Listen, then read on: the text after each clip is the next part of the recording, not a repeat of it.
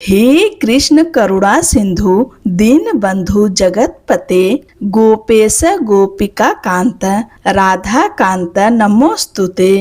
अर्थात हे मेरे प्यारे कृष्ण दया के सागर, आप दुखी लोगों के मित्र और सृष्टि के स्रोत हैं। आप ग्वालों के स्वामी और गोपियों विशेषकर राधा रानी के प्रेमी हैं। मैं आपको सादर प्रणाम करती हूँ। ओम श्री विष्णुमय नमः। आप सबका अपने चैनल पुण्य धर्म में स्वागत है। आज आप सब अधिक मास यानी पुरुषोत्तम मास महात्म का 16वां अध्याय सुनेंगे। अगर आप सब इसके पहले की कथाएं नहीं सुने हैं तो अवश्य सुनिए, क्योंकि यह मौका 3 साल बाद मिलेगा। अधिक मास या पुरुषोत्तम मास हर 3 साल में आता है, इसलिए इस माह को ऐसे न जाने दें। इस माह में ज्यादा से ज्यादा जप तप दान पुण्य कथा श्रवण जरूर करें। आइए आज की कथा शुरू करते हैं। आप सभी भक्तों का आज की कथा में हार्दिक स्वागत है। आज की इस अत्यंत मार्मिक और भावपूर्ण कथा में आप सुनेंगे सुदेव ब्राह्मण के पुत्र शोक का ऐसा प्रसंग जिसे सुनकर पत्थर हृदय भी पिघल जाए। यह कथा केवल एक पिता के विलाप की नहीं, बल्कि मनुष्य जीवन की नश्वरता, कर्म के रहस्य और भगवान श्री हरि की अनंत कृपा का दिव्य वर्णन है। नारद जी ने अत्यंत विनम्र भाव से भगवान श्री नारायण से प्रश्न किए, हे कृपा सिंधु, जब राजा ने अपने पूर्व जन्म का ज्ञान प्राप्त कर लिया तब आगे क्या हुआ? वह पापों का नाश करने वाला इतिहास कृपा करके विस्तार से सुनाइए। तब श्री नारायण भगवान बोले, हे नारद, अपने पूर्व जन्म की कथा सुनकर राजा दृढ़ धनवा अत्यंत आश्चर्यचकित हो गए। उनके हृदय में आगे का रहस्य जानने की तीव्र इच्छा उत्पन्न हुई। तब महर्षि वाल्मीकि उनकी जिज्ञासा शांत करते हुए आगे की कथा सुनाने लगे। ब्राह्मणी की मधुर, शीतल और धैर्य देने वाली वाणी सुनकर सुदेव ब्राह्मण ने मन को स्थिर किया और भगवान श्री हरि के चरणों में ध्यान लगाकर जीवन व्यतीत करने लगे। वे दिन रात हरि नाम में लीन रहते और संसार की मोह माया से दूर रहने का प्रयास करते। समय धीरे धीरे बीतता गया। एक दिन प्रातः काल सुदेव ब्राह्मण वन में फल फूल और पूजा की सामग्री लेने गए। उस समय उनका प्रिय पुत्र सुखदेव अपने मित्रों के साथ गांव की बावड़ी पर खेलने पहुंचा। ग्रीष्म ऋतु का समय था, चारों ओर तपती धूप थी, इसलिए सभी बालक जल क्रीड़ा में मग्न होकर आनंद लेने लगे। हंसी खुशी के बीच खेलते खेलते सुखदेव ने अपने मित्रों को चौंकाने के लिए गहरे जल में गोता लगाया, लेकिन दुर्भाग्यवश वह बाहर नहीं निकल सका। मित्रों ने बहुत प्रयास किया, परंतु वे उसे बचा नहीं पाए। यह दृश्य देखकर सभी बालक भय और शोक से कांप उठे। वे रोते बिलखते गांव की ओर दौड़े और गौतमी माता को यह दुखद समाचार सुनाया। अपने पुत्र की मृत्यु का समाचार सुनते ही गौतमी मूर्छित होकर भूमि पर गिर पड़ी।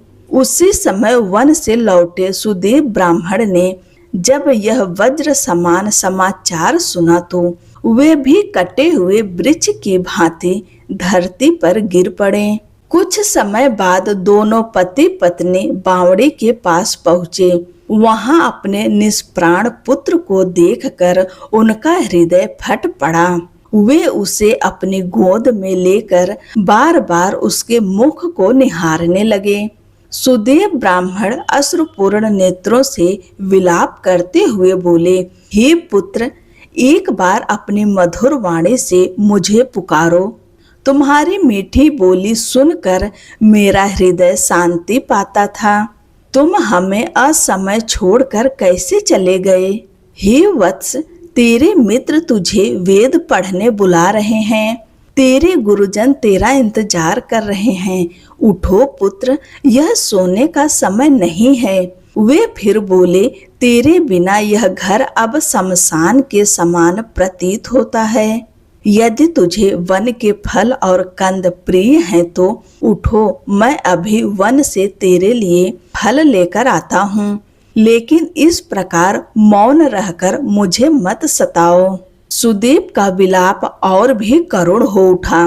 मैंने न कोई पाप किया, न किसी का अहित किया, फिर मेरे भाग्य में यह दुख क्यों लिखा गया। हे निर्दयी विधाता, तूने एक वृद्ध निर्धन पिता का सहारा छीन कर क्या पाया। मेरे जीवन की सारी आशाएं इस बालक पर टिकी थी। अब मैं किसके सहारे जीवित रहूंगा। गौतमी अपने पुत्र के मुख को बार बार चूमते हुए बोली, हे पुत्र, बिना मुझसे पूछे तुम कहीं नहीं जाते थे, फिर आज इतनी लंबी यात्रा पर अकेले क्यों निकल पड़े। क्या तुम्हें अपनी रोती हुई माता पर दया नहीं आई। उनका विलाप सुनकर वहां उपस्थित सभी लोगों की आंखों से आंसू बहने लगे। सुदेव फिर भगवान को पुकारते हुए बोले, हे नाथ, हे गोविंद, हे त्रिलोकीनाथ, पुत्र वियोग रूपी अग्नि से जलते हुए मेरी रक्षा कीजिए। हे गोपाल, हे भक्त वत्सल, मैं आपके शरण में हूँ। वे आगे बोले, समुद्र मोती देता है, पर्वत रत्न देता है, पृथ्वी अन्न देती है, लेकिन ऐसा कोई स्थान नहीं जहां से मेरा पुत्र मुझे वापस मिल सके। सुदेव की वाणी सुनकर वातावरण शोकमय हो उठा। वे बोले, राजा दशरथ धन्य थे जिन्होंने श्री राम के वियोग में अपने प्राण त्याग दिए। मुझे धिक्कार है कि मैं अपने पुत्र के बिना भी जीवित हूँ। इतना कहकर वे भगवान श्री कृष्ण को स्मरण करने लगे और बोले, हे वैकुंठपति, हे नरकासुर के संहारक, हे भवसागर से पार लगाने वाले प्रभु, मेरे इस दुख को हर लीजिए। तब भगवान श्री हरि की कृपा से वहां उपस्थित ऋषियों ने सुदेव को धैर्य बधाया और जीवन की नश्वरता का उपदेश दिया। आज की कथा यहीं पर समाप्त होती है। अब आप सब श्रीमद् भगवत गीता का यह अध्याय सुनिए। अर्जुन भगवान श्री कृष्ण से पूछते हैं, हे पुरुषोत्तम, ब्रह्म क्या है, अध्यात्म क्या है, कर्म किसे कहते हैं और अंत समय में मनुष्य आपको किस प्रकार प्राप्त करता है। तब भगवान श्री कृष्ण मुस्कुरा कर बोले, हे अर्जुन, जो अविनाशी सच्चिदानंद स्वरूप परम तत्व है वही ब्रह्म है। जीवात्मा का स्वभाव अध्यात्म कहलाता है और प्राणियों की उत्पत्ति का कारण कर्म कहा गया है। जो मनुष्य अंत समय में मेरा स्मरण करता हुआ शरीर त्यागता है वह मेरे दिव्य स्वरूप को प्राप्त होता है। भगवान आगे कहते हैं, मनुष्य अंत समय में जिस भाव का स्मरण करता है वही उसे प्राप्त होता है। इसलिए हे अर्जुन, हर समय मेरा स्मरण करो और अपने कर्तव्य का पालन भी करो। भगवान ने भक्ति योग का महत्व बताते हुए कहा, जो भक्त अनन्य भाव से निरंतर मेरा चिंतन करता है उसके लिए मैं सहज ही प्राप्त हो जाता हूँ।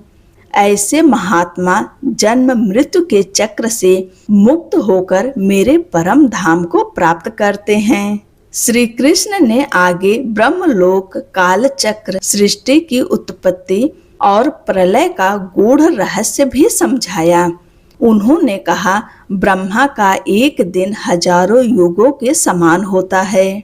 दिन में सृष्टि उत्पन्न होती है और रात्रि में सब कुछ पुनः अव्यक्त में विलीन हो जाता है। परंतु जो मेरे परम धाम को प्राप्त कर लेता है उसे फिर जन्म नहीं लेना पड़ता। भगवान ने शुक्ल और कृष्ण मार्ग का वर्णन करते हुए कहा कि मार्ग मोक्ष की ओर ले जाता है और दूसरा पूर्व जन्म की ओर। इसलिए ज्ञानी पुरुष निष्काम भाव से भक्ति करता है और मोह में नहीं फंसता। भगवान बोले, जो भक्त वेद, यज्ञ, तप और दान के समस्त पुण्य फलों को त्याग कर मेरी भक्ति में स्थित रहता है, वह सनातन परम पद को प्राप्त करता है। ओम नमो भगवते वासुदेवाय नमः। इसी के साथ भगवत गीता के इस पावन अध्याय का समापन होता है। जो भी श्रद्धालु इस अध्याय का श्रद्धा, भक्ति और विश्वास के साथ श्रवण, पाठ और मनन करता है, वह भगवान विष्णु और भगवान शिव दोनों की कृपा प्राप्त करता है। उसके जीवन के दुख, भय और पाप धीरे धीरे समाप्त होने लगते हैं। आशा करती हूँ कि आपको आज की यह पावन कथा अवश्य पसंद आई होगी। यदि कथा अच्छी लगी हो तो इसे अपने परिवार, मित्रों और सभी भक्तों के साथ अवश्य साझा करें, ताकि अधिक से अधिक लोगों तक भगवान का यह दिव्य संदेश पहुंच सके। भगवान विष्णु और भगवान शिव का आशीर्वाद आप सभी के ऊपर सदैव बना रहे। आप सभी का दिन शुभ और मंगलमय हो। इसी के साथ आज की वीडियो समाप्त करती हूँ। आगे की कथा अगले की वीडियो में सुनाऊंगी। तब तक के लिए जय श्री कृष्णा, राधे राधे।